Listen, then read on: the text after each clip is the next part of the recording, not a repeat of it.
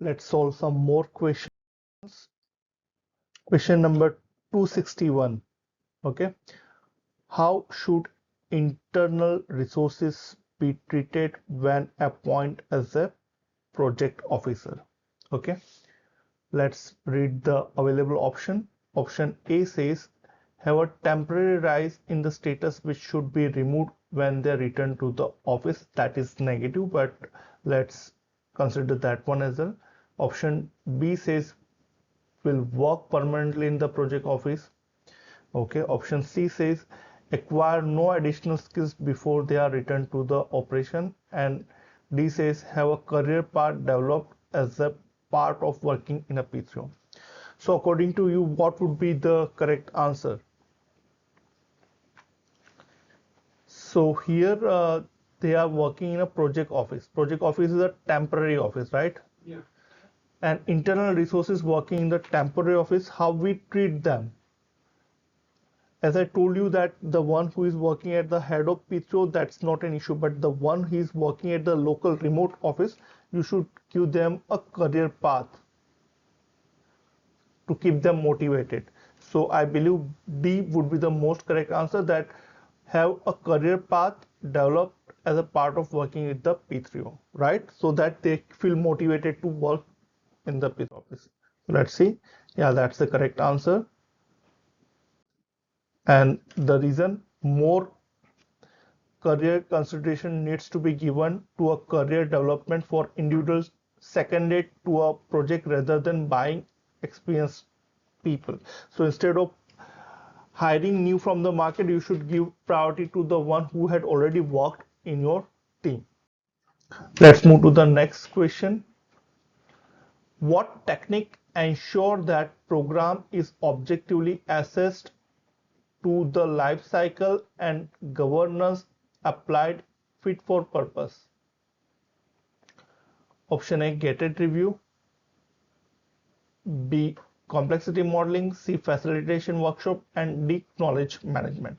Now they clearly ask governance. Okay.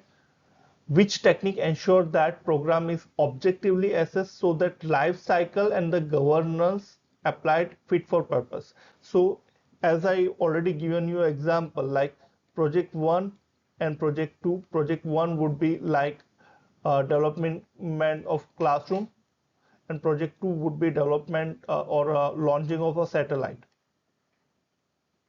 So yeah, so project to give a different governance mechanism. There should be a different project manager, different level of a project breakdown happen. So I believe B would be the most correct answer, the complexity modeling technique we are using, so that appropriate governance based on the complexity and the risk involved with the project we can fit. Let's see the answer. Yeah, that's the correct answer. Okay. The purpose of the complexity modeling technique to determine the appropriate life cycle and the governance for the program based on its complexity. Let's move to the next question, 263.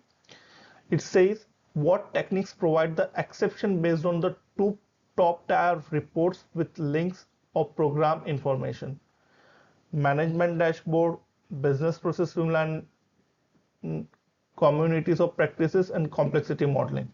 Now provide exception based top tier report, so that straight away it would be a management dashboard, right?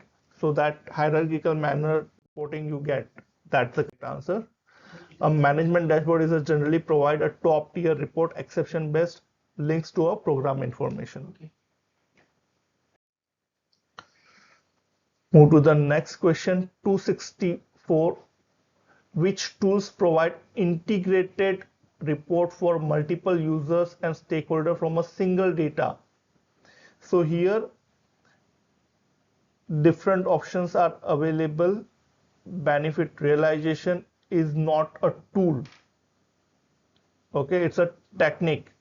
Enterprise PPM software is a tool. You can consider complexity modeling is not a tool, is a technique. So this is a technique. Facilitation workshop is a technique. Benefit realization is a technique. So B is the only tool here. So B is the correct answer. B. Yeah. So enterprise PPM captures such information like plan, resource, risk, issue, and documentation. Let's move to the next question, number 265. What is objective of management dashboard technique?